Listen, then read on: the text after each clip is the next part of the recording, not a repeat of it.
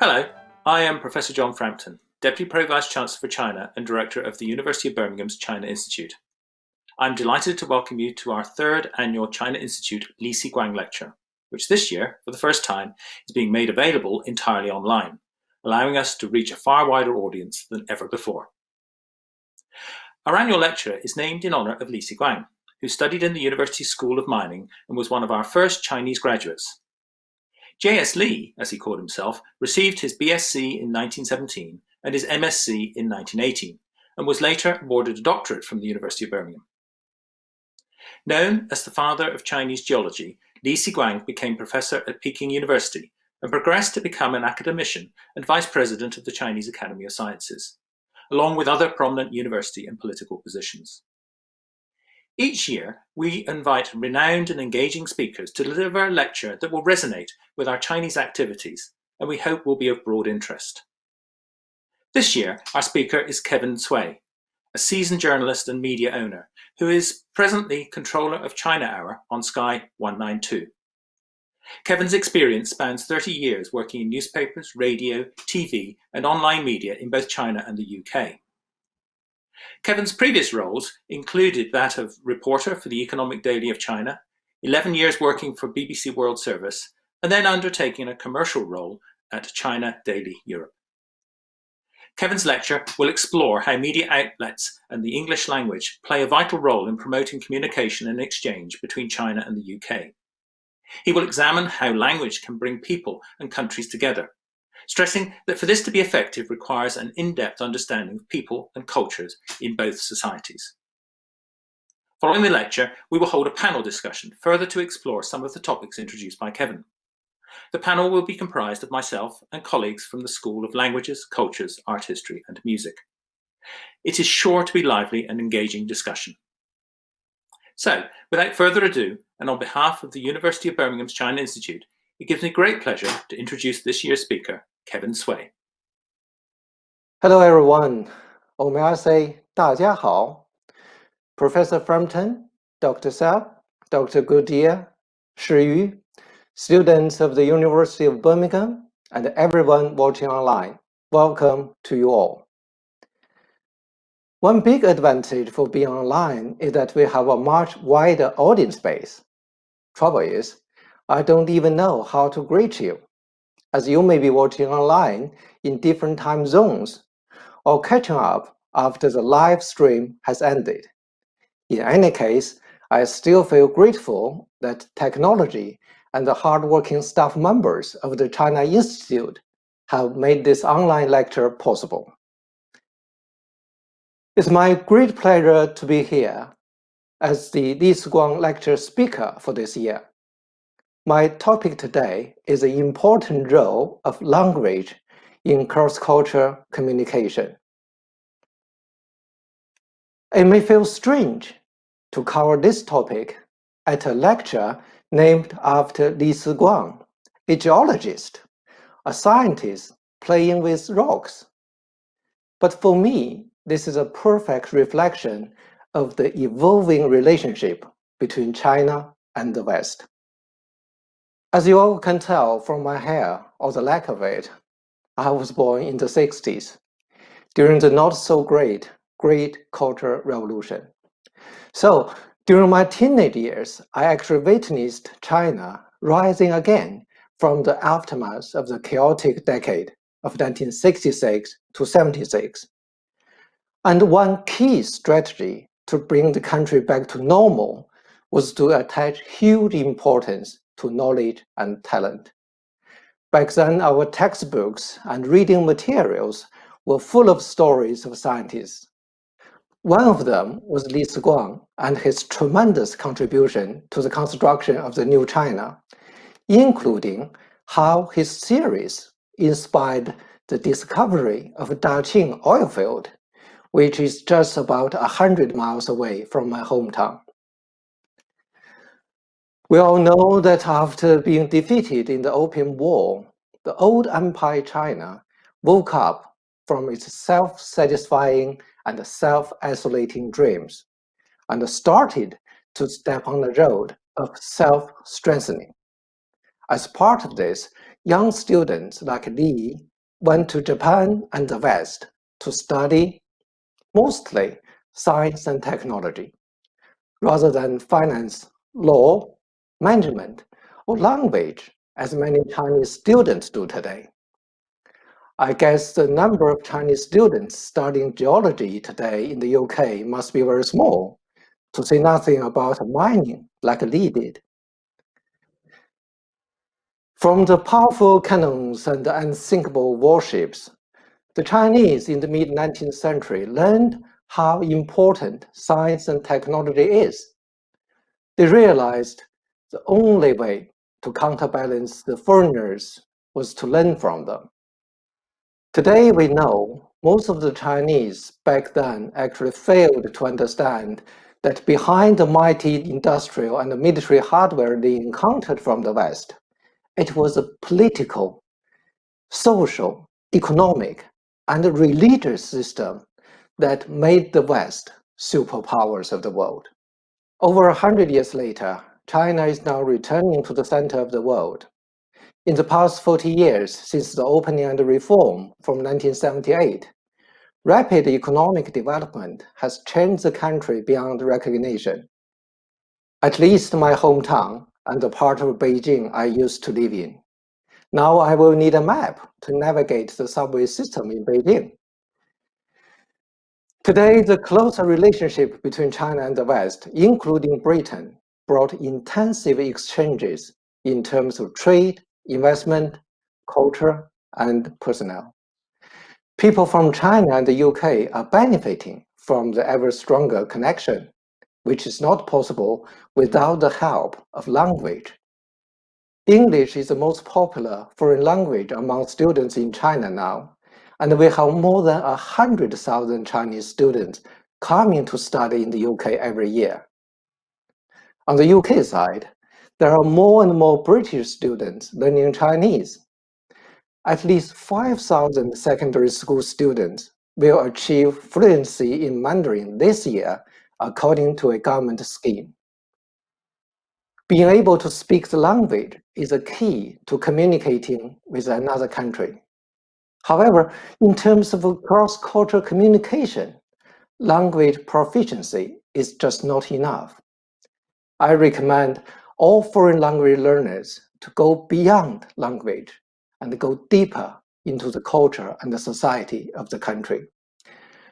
I have to say this is particularly true for the Chinese students here in the UK, partially because of your huge number. I have heard about worrying cases where some students actually developed their Northeast accent after spending a few years here. Not the Northeast England Geordie accent, but Northeast China accent. 干啥呀? Because they've been mingling with students from that part of China all the time. Throughout my lecture, I'm going to talk about three aspects of language learning and cultural understanding. They are simple words, deeper culture, choose the words, tell your story, and understand the culture, understand the language. Some people say a good way to brighten up a speech is to tell a joke. I'm no good at jokes, but I will attempt one. Here it is. A skeleton is walking down the street. Where is he going? Okay, have a think, and here is the answer. The body shop. Even for those who didn't get the answer, when you first see the sign of the body shop on the high street, you won't think it sells bodies, alive or not. But when I first arrived in the UK, the name of this store puzzled me. Nowadays, it is a familiar brand to Chinese students here because the body shop is already available in China as a result of the closer business relationship I just mentioned. But how about this? What does this shop do? When I saw a sign like this 20 years ago, I thought it was a stationery shop or a publisher. Of course, bookmakers making books, publish books. Back then, I knew nothing about sports gambling, which is part of the British culture. So the point I'm trying to make here is that if you don't understand the culture and society, even if you know the language, know the words, bookmakers, you may still fail to understand what it is about. The first Western country I went to was Australia in the late 1990s. When I was invited by my professor to have tea with his family, I didn't realize it was actually for dinner. As someone from China, where drinking tea is a common event for get-together, I genuinely thought I was going to his house to drink tea. Luckily, as my English improved, when I was asked to bring a bottle to my classmates' party later, I didn't turn up with an empty one in my hand, like some Chinese students did. We say in Chinese that you can't 望文生义, means you can't take words too literally. It is particularly true when it comes to a foreign language. We also say one should 入乡随俗, you have to adapt to the customs when you are in a different place.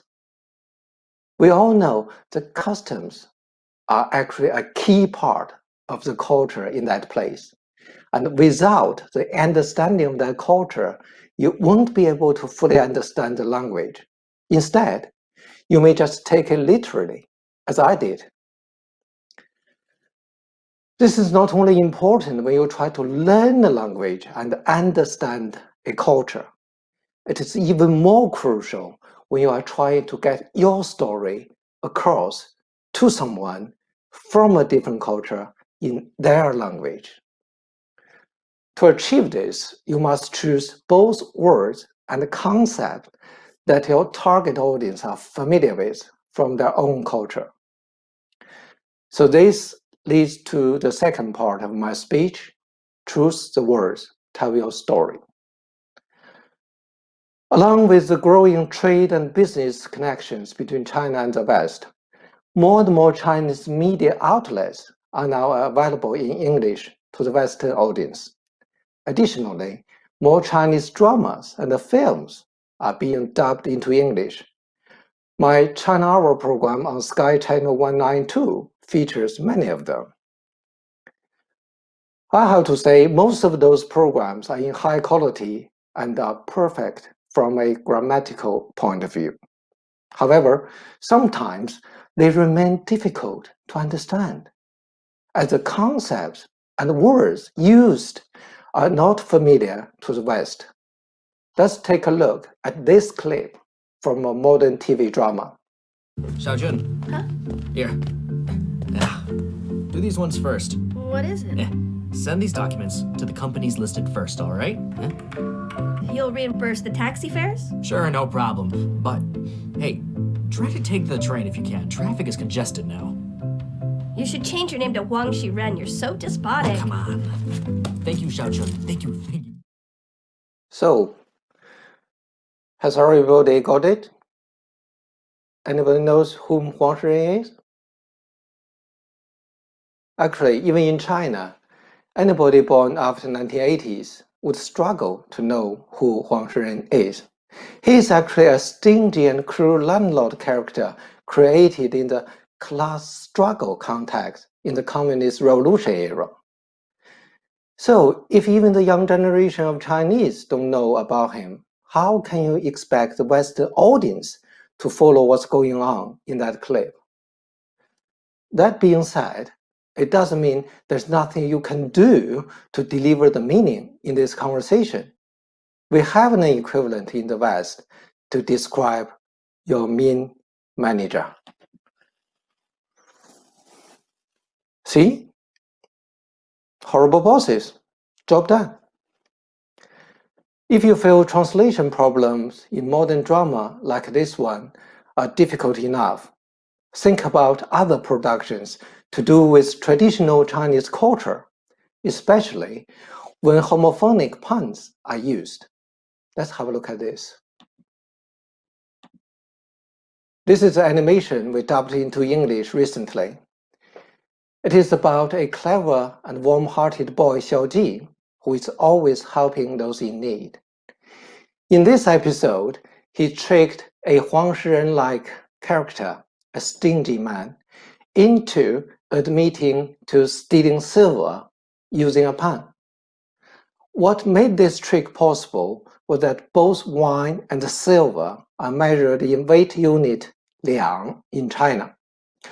4 liang of wine sounds exactly like 4.9 liang of silver.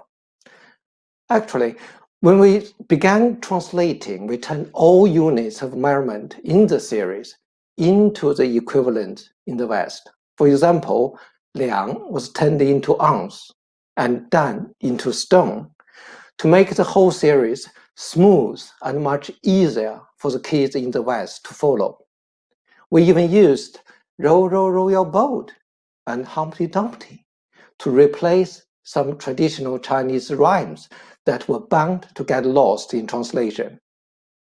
So going back to the Xiaoji's case in this episode, although the wine in the original script was called Xiaoji's wine because he helped make it, so I had to go back and rewrite the whole dialogue to give the wine a name to do with silver to make the pun possible in the next episode. As I just said, Xiaoji's character is known for having, as we can say in English, heart of gold and soul of silver. So we named the wine Fine Silver. Let's have a look how it worked. Good news, everyone. Our wine was completely sold out, and we bought grain with the money from the wine. Why? Why? Hey, isn't that the person who was at the market today? Why is he here? Greetings. I am a wine seller. Today at the market, I didn't recognise how good the wine was, so I came to reserve a batch of it. Folks, do you want to do business with the wine seller? We do. Oh, but tell me, young fellow, I still don't know the name of that delicious wine of yours. The wine was made by Xiaoji and Mr. Li to help us in times of trouble. We haven't named it yet.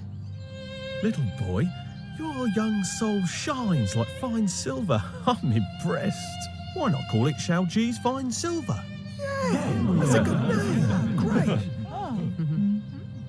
Great.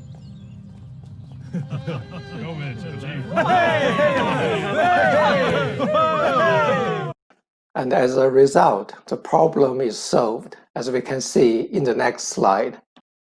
I heard there's a case here that needs solving. So what's the problem? Mayor Hao, I just asked Mr. Jia to look after my fine silver while I went to the toilet, but he said it disappeared, so I'm arguing with him. Li Xiaoji, what are you on about? When did you give me any silver? All you gave me was a flask of fine silver. Mr. Jia, it doesn't matter if it's fine silver or a flask of fine silver. But if you are asked to look after something, you have to take responsibility for it. Hurry and give Xiaoji the silver Mayor back. Hao, please grant me justice. Li Xiaoji asked me to look after this flask. Nothing to do with silver. It's an excellent wine. Mayor Hao, Mr. Jia already admitted that he owes me my fine silver. Now he's trying to trick you by saying it was just this flask of wine. Outrageous! How dare you lie in front of me? As punishment, Jia Dafang, you will pay Xiaoji his silver back. Case closed. Case closed. As we are talking about TV programs, let's move to the next section, understanding culture, understand the language. Now you may think, as long as I can find the equivalent in the other language and to avoid word-to-word translation, I can do a brilliant job. Yes and no. What if there's no equivalent? Don't forget that the equivalent is not just a word, a phrase, a sentence. It is a part of that culture.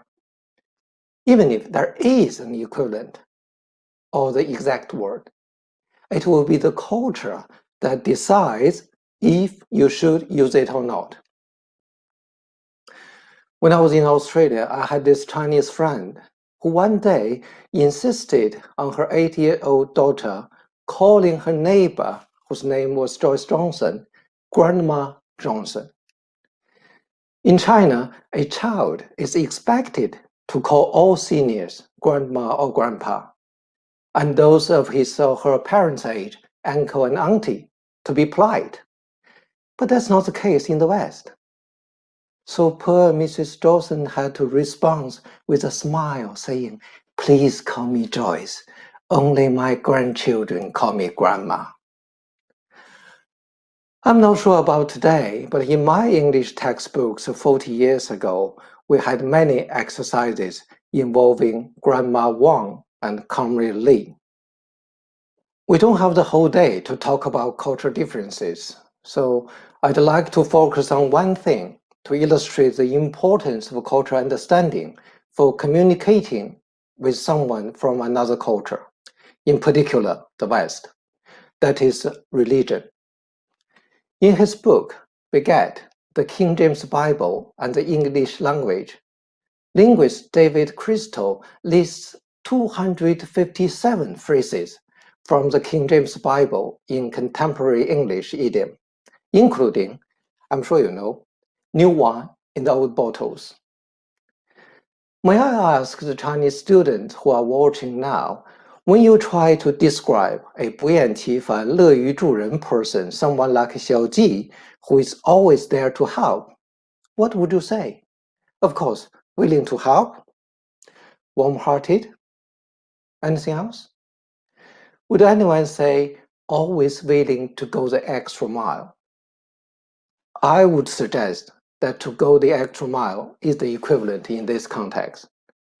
It will work really well when you try to use this more to praise your classmates or work colleagues. But where does it come from?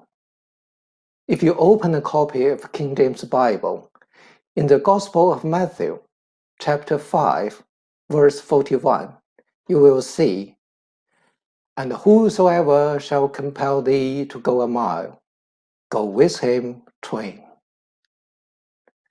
In Chinese, when we try to say something insignificant, we say 沧海一粟, one grain in the vast sea. What do we say in the West? A drop in the bucket. Again, where does it come from? I'm sure you have already guessed. In the Bible. You're right. Isaiah chapter 40, verse 15. Even the nations are like a drop from the bucket, and are counted as dust on the scale. We all know the famous speech by Martin Luther King, "I have a dream," which ends, "Black man and white man, Jews and Gentiles, Protestants and Catholic will be able to join hands." You don't need me to remind you that these echo Galatians chapter 3, verse 28 in both content and style. It goes, "There's neither Jew or Greek, there's neither bond or free. There is neither male or female, for they are all one in Jesus Christ." So here's a summary of what I have just talked about. For those who find linguistic stats and verses from the 400 years old King James Bible a bit boring, I have another angle, food. But don't get too excited though. I know many Chinese students are devastated about the fewer restaurant choices and the lack of cooking ingredients. Personally, I believe the simpler menu in this country is part of the Protestant tradition, which denounced the so-called corrupt Catholic for spending time and money on highly decorated buildings and lavish banquets. If you look to the food and architecture in traditionally Catholic countries like Italy and France, the connection may be there. You may say, hold on please, we still have fish and chips. Even better, Sunday roast. But where does Sunday roast come from? And why is it called Sunday roast? My personal theory is, in the past, there are three must-haves in any English town or village: a pub, a bakery, and a church. To make sure there will be freshly baked bread to sell on Monday morning, the bakery wouldn't put up the fires in their ovens totally on Sundays. So the villagers could come and put their meat and vegetables in the ovens on their way to church for Sunday service. After the service, the roasts were ready to be collected and enjoyed at home. Sunday roast. See, two simple words, Sunday roast. I'm sure you know both of them. But when put together, it is a distinctive dish, a piece of English culture, again, based on Christian tradition. As we can see, the influence of Christianity on the thinking and the writing in the West goes beyond those idioms from the Bible. You won't be able to fully appreciate the language, the lifestyle, or even a simple dish until you recognize the religious background.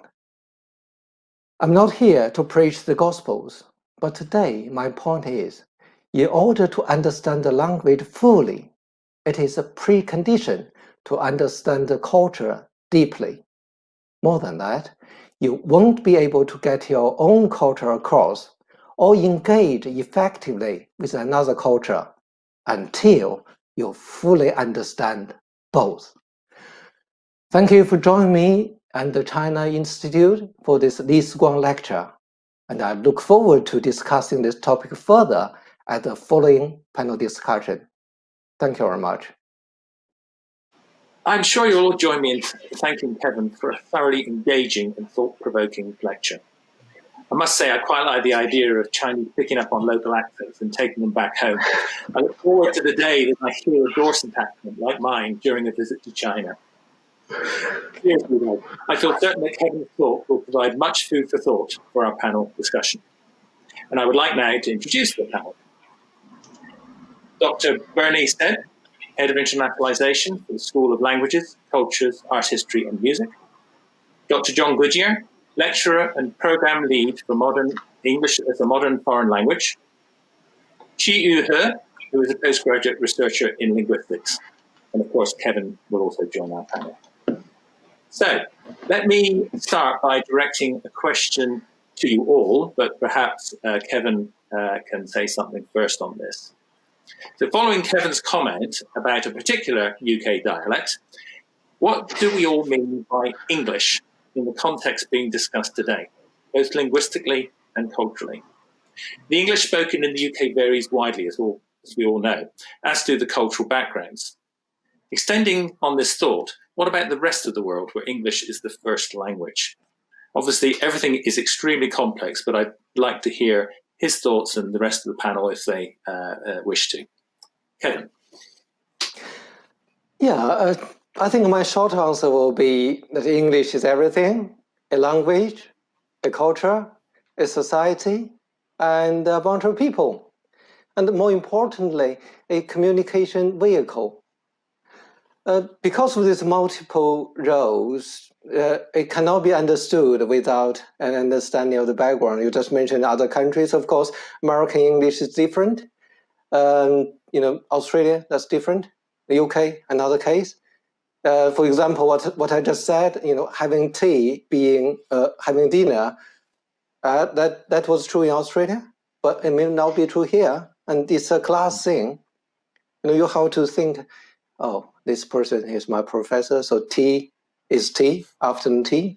And next time is my next door neighbor who's a plumber, maybe tea is dinner. So it will go like that. What do others think? Any other thoughts from our panel? Bernie. Yes, thank you very much in the first place, Kevin, for this illuminating lecture which you've just delivered. And it reminded me that imperial languages are actually the ones which managed to get a place in the sun to become world languages. I mean, if we talk about English or French, Spanish, or even Mandarin, of course, which is also an imperial language which expanded through land-based expansion, but also through similar processes. And I think that in the teaching and learning of these world languages, there is a significant shift which has happened in the last 10 or 15 years or so, and more in particular in the case of languages other than English, there is a greater realization of the diversity of cultural and linguistic practices around the world. And more people are talking about, for instance, Francophone worlds or the Hispanophone worlds. And I'm wondering whether the next stage in terms of teaching English is also thinking about Anglophone worlds. And there are concepts at the moment such as the Anglosphere or the Anglo world, for instance, which reflect the diversity, the richness and the diversity of English, because obviously, as John has mentioned earlier, there is a staggering diversity of English languages, of varieties of English spoken around the world, which reflect different historical trajectories. And this is really what makes it such a fascinating language to teach and to learn, in my view. Mm-hmm. Indeed.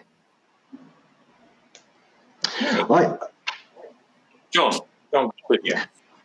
Thanks very much to the other John. Fascinating lecture, Kevin. Thank you so much for all of those insights, ones that were not just enlightening, but also entertaining. And I think you captured the Englishness very much in your presentation there. To tie on to what Bernie has said, and I myself am coming from the perspective of delivering English as a modern foreign language. I think the idea of it moving beyond a certain sphere, we can look at it in certain spheres, of course, as Bernie's just said, the Anglosphere. But I think there is now a statistic being bantered around that more people are speaking whose first language is not English. And of course, they are bringing with them their entire cultural DNA to the English language. So I think the question that I would pose, or perhaps the point I would raise, is what sort of cross-communication or miscommunication could happen when this continues to be and is indeed the case? Yeah, I think it's only natural for someone from a different culture who only learned English as a second language from the textbook taught by teachers who had never been to the outside world. One example I can give is years ago, on the way to Heathrow Airport from central London. On the side, there was one house. Outside it, there was two cars with interesting number plate. One is 2B, and the other one is not 2B. We all know where this is coming from, right? But again and again, I heard about Chinese students, Chinese tourists laughing at this, telling me, "Oh, you know what? I saw this number plate, 2B and not 2B." Why? Because 2B, if you pronounce it, I'm sure. John, you know this because you speak Chinese. That's true, you know. If you pronounce it in Chinese, it's a slightly offensive word, calling somebody idiot. So for those Chinese tourists and Chinese students who just came to this country, when they saw the number plates, they were laughing because they don't know where they came from. Yeah, that's just one of the examples, and I think it's inevitable until they can, get deeper, as I said, into the understanding of the culture and the society. I think your program, this English as a modern foreign language one, will do a good job, try to re-educate the Chinese students who, have had already received their degree in China in English, but in a different way. Well, thank you, Kevin. You've actually provided the perfect segue into some questions that I know our panelists wish to address. And the first, I look towards John Goodyear. Mm-hmm. Yeah, thank you very much, John. So, as EMFL lead, so English as a modern foreign language, and speaking to Kevin as someone who is an intercultural teaching practitioner, my question is, what practical steps or approaches at a university level, so in the lecture theatre, in the seminar room, on a one-to-one tutorial basis, what practical steps or approaches can be taken to better foster and encourage this intercultural dialogue between visiting Chinese students on the one hand and domestic home students on the other? I think for the Chinese students, I'm trying to think in your shoes. One practical thing you can imagine is role play. Okay. As we understand, they have already learned English back in China, got their undergraduate degree, and come here to sharpen their language skills. You can assign roles to them as like business negotiators or even government spokesperson.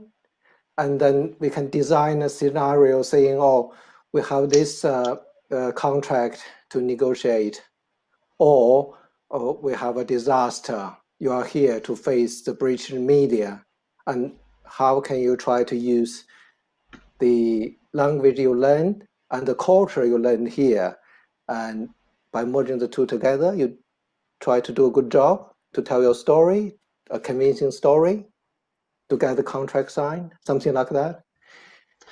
And also, talking about practical things to do, I think there's one more thing, very small, but for me, it's also important, because I noticed many Chinese students are now still using the computer operating systems in Chinese, many of them. So when you are here in this country, some of them can't even explain, what's layout in words, because that layout icon on their computer is in Chinese. You use your computer every day, and if you merge yourself in this, Chinese settings, then how can you think in English?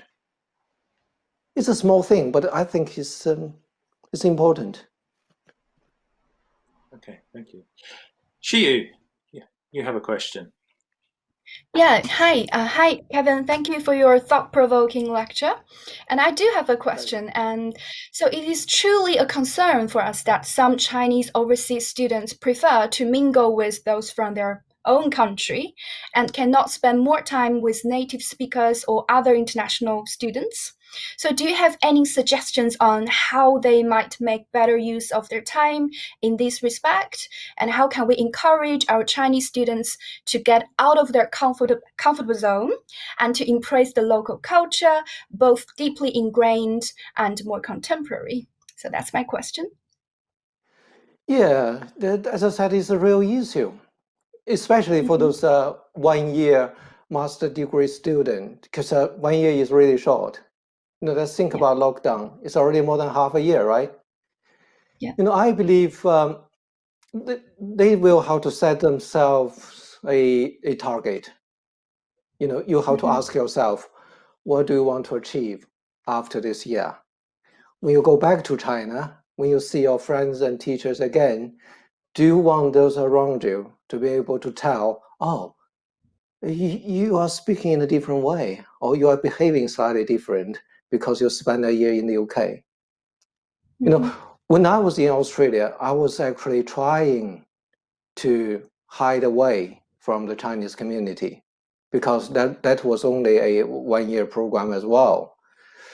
It's my personal choice, but I think I did add to my awareness to learn more, to mingle more with the native speaker, the English speaking student, or even from Sri Lanka. Also, I think the Chinese student should take a more open mind approach to appreciate what they may find in this country. I just mentioned their frustration over the lack of food, lack of choices. But if you think deeper, try to find the cultural reason behind that. It can be interesting, and you learn something from it. Yeah. And when they complain about the buildings are old, the streets are narrow, try to think why and how the British managed to keep their Tudor-style houses, which date back to the Ming Dynasty. So I think the most important thing, I just mentioned the practical things, but the most important is mindset. Thank you, Xu.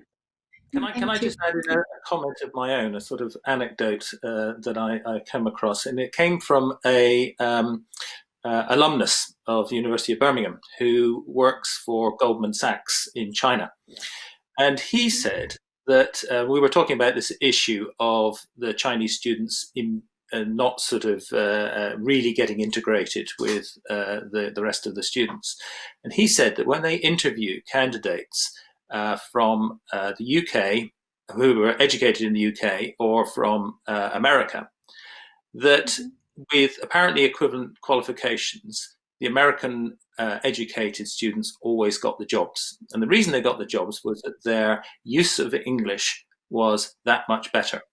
And his explanation for this was that because of the American system, those students were having to go out there, get into society, have jobs, half of the day whilst being educated half the day, whereas those being educated in the UK didn't have to do that and just did their studies. So quite interesting about the differences that integration or not can make.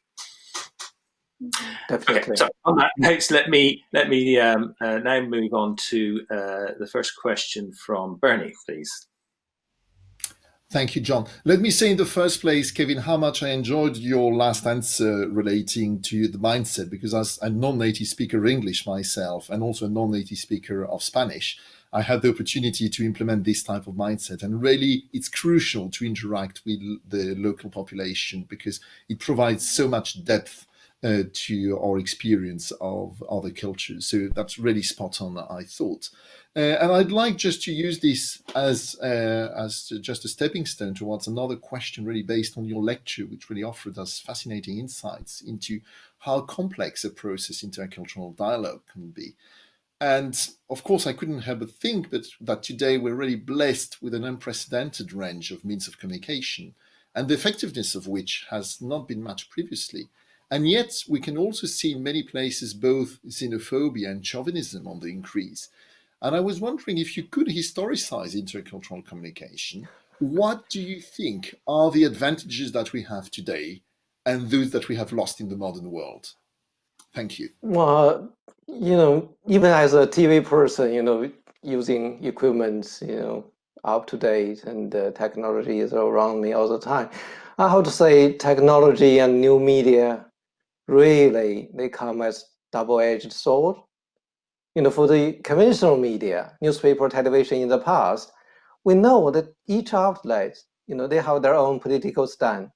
So we know we must, as it says, we must take whatever they have to offer with a pinch of salt. But nowadays, for social media, it is really difficult to tell what's fake news, what's not. You just don't know how many more pinches of salt you have to take, to swallow this overwhelming content. If I can imagine, I think, technically speaking, it will be a really challenging job for the future archaeologists. What can we do? We don't need much. Everything is online. Everything is instant. Imagine, in year 3020, if someone discovered an iPad, I'm not sure how much of information they can extract from it. Maybe can't be anything more than what we know from those cuneiform tablets from 3,000 years ago. We recycle many of the electronic devices nowadays, and more importantly, and I'm not using Snapchat, but for the younger generation, those messages are instant and won't survive. So it's really challenging, and it can be difficult for the future generation to understand what's really going on now, today, in this world. Thank you. Thank you. John Goodyear. Yeah, I suppose it ties in, Kevin, to what you were saying just a moment ago about, various media outlets may have a various political persuasion and orientation. So given the current geopolitical situation in the world today, surely the job of conveying China and Chinese culture to a Western audience is an even greater challenge than, let's say, it was even 5 years ago. If you remember, the UK was talking, the government at least was talking about this sort of golden age between China and the UK. So my question here is, how or what do you, as an intercultural practitioner, what do you have to do to move beyond those stereotypes that are pumped out by this media, not just to speak to your own audience, but also to win over new audiences and put China in a broader light? Thank you, John. The program China Hour started in 2016, but personally, I spotted the need for a China-dedicated English language channel back in 2011, years before that. Of course, the need came from the ever stronger connection between the two sides, between China and the UK. And nowadays, I understand the geopolitical changes and, of course, the ongoing pandemic didn't really help.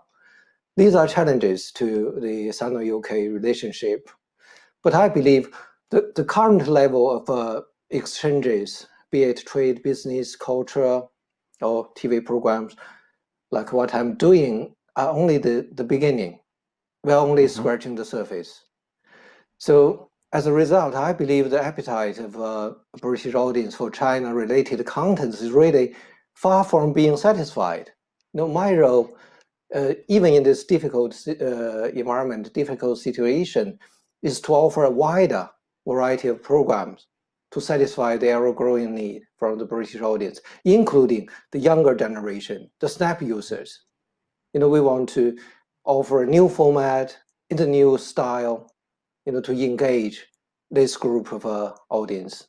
And to do that, I need your help. I need more, communicators, storytellers, walking out from your door, the door of your department after finishing their EMFL program.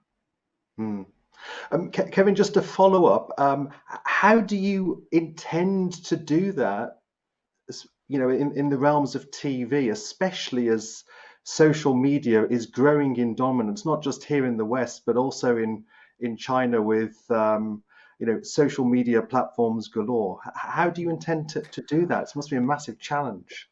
Yeah, luckily, the UK is still a traditional media market. People are watching telly and people are still reading magazine. This is also why I launched this English travel magazine. As you know, you picked up a copy at the airport, and this is how you came to know me, and all this lecture happened. But we just can't rest on that. At the moment, we are working on a new series, tailor-made for social media. We are going to use, short format, very snappy camera movement, but may not be as, no offense, but I think many of the social media contents are really shallow. We are going to learn from their format and style, but try also to make the program more informative and with kind of depth. Thank you. Thanks, Kevin. So, Kevin, that's again, that's perfect link, having mentioned, as you did, social media and youth. Yeah. So I turn towards the by far youngest member of our panel, to you, who I think has a question about the various platforms might actually use to bring about this communication. Yeah, I'm a huge fan of your TV programs, Kevin. I love it.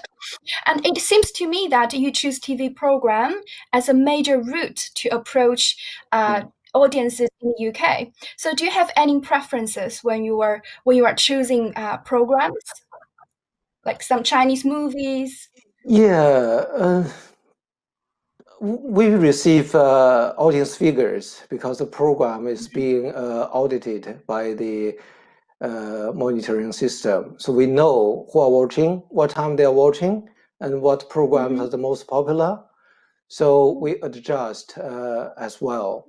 So at the moment, the most popular content are food, culture, travel, and history related, plus TV drama, as you just mentioned. As I said, luckily, the UK is still a traditional media market, but we are working hard on new media platforms like YouTube. We have an average of about a million viewings every month on TV. On YouTube, we have 1.5 millions every month as well, but that's global.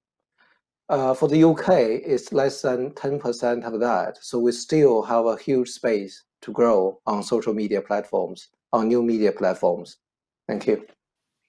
So I'm afraid that the very nature of this presentation and the discussion of the panel means that we are going to have to draw things to a close at this point. It's a real shame because I think the discussion has really opened up and going in many directions. This has been thoroughly interesting. So finally, I would like to just turn to Bernie, if he could just say a few words by way of closing, please.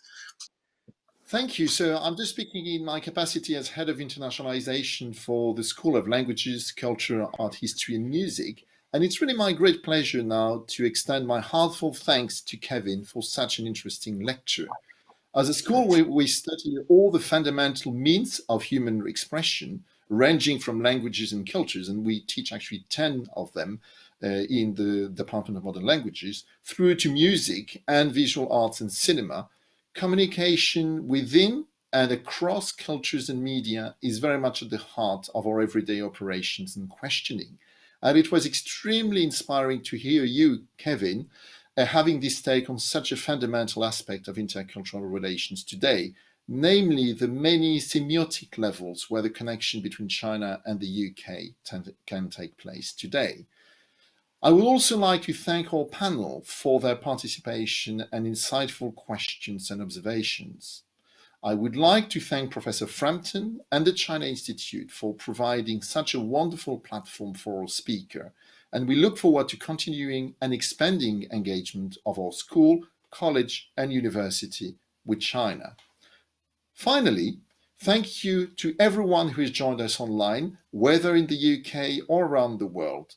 We hope you felt inspired and enjoyed this event, and that in the future you might look to the China Institute and the University of Birmingham if you wish to join some part of a UK-China partnership, whether in education, research, culture, or just very simply to meet people. Thank you very much once again for your attention.